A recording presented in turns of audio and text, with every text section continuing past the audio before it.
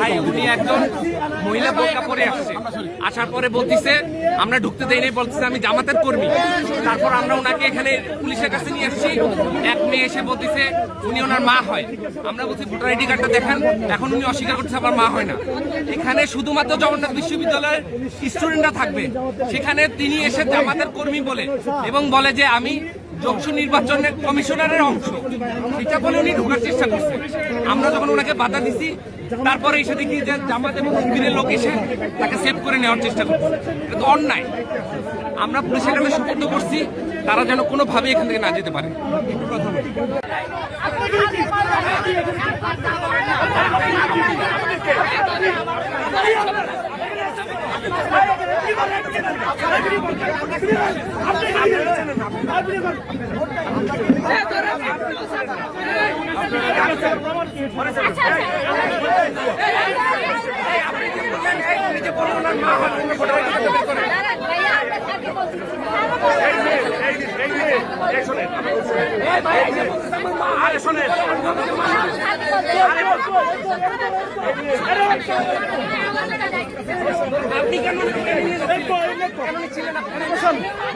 যদি চলে যায়, যদি এখান থেকে চলে যায়, আপনাদের জবাবদি করতে হবে। আপনি এখানে কি জগন্নাথের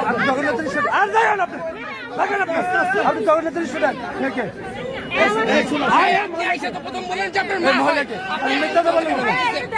মিথ্যা বললেন কেন আপনি? সাবধান, একবার বেয়াদবি করবেন। রাখবেন ভাই, ভাই আপনি বলবেন না, না, না, দুইজনে মিথ্যা কথা বলছেন। এই খবর আছে, এই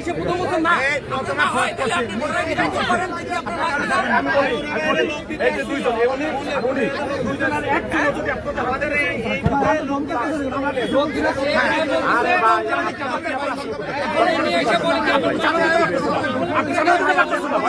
আবার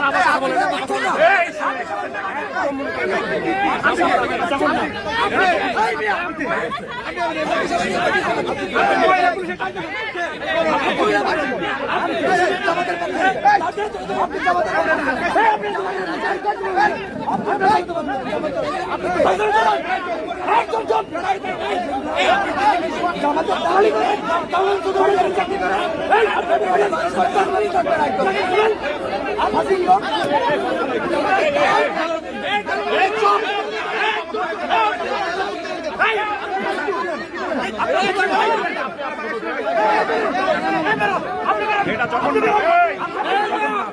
যখন